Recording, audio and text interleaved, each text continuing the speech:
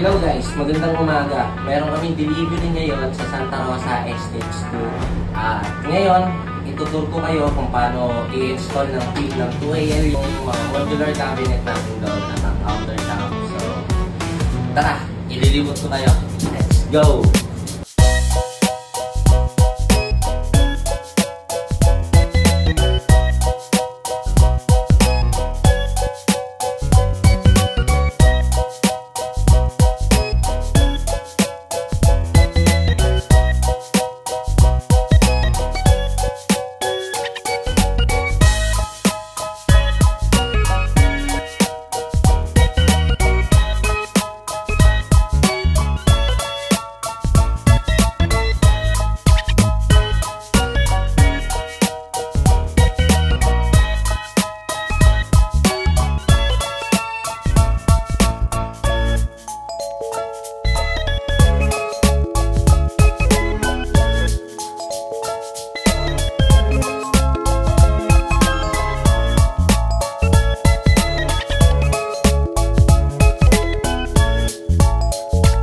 So guys, time check tayo ngayon.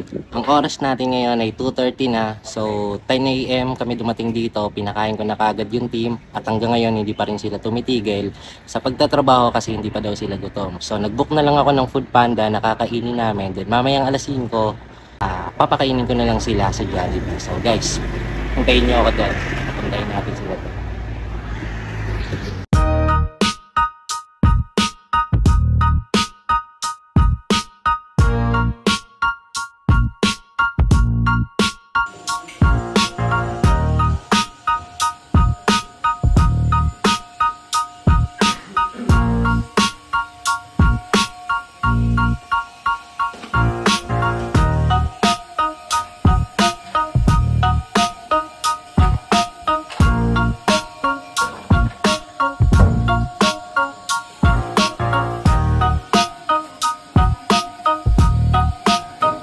So guys, natapos na tayo.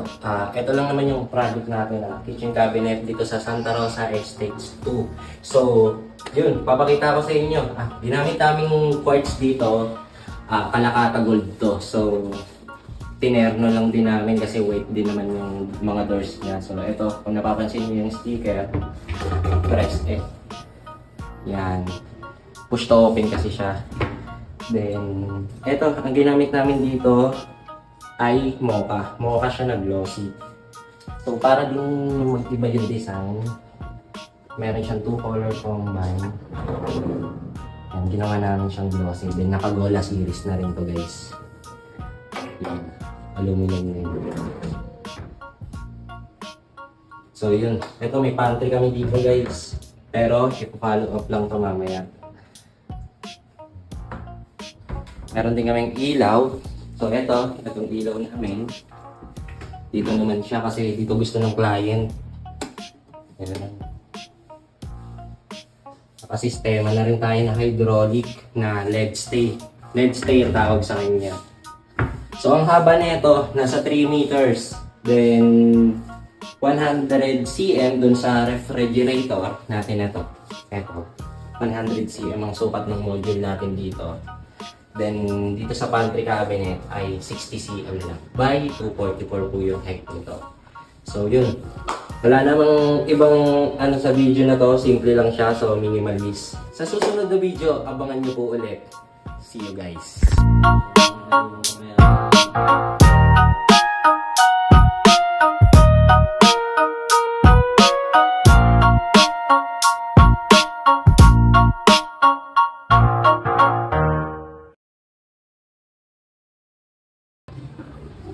Oh, ha?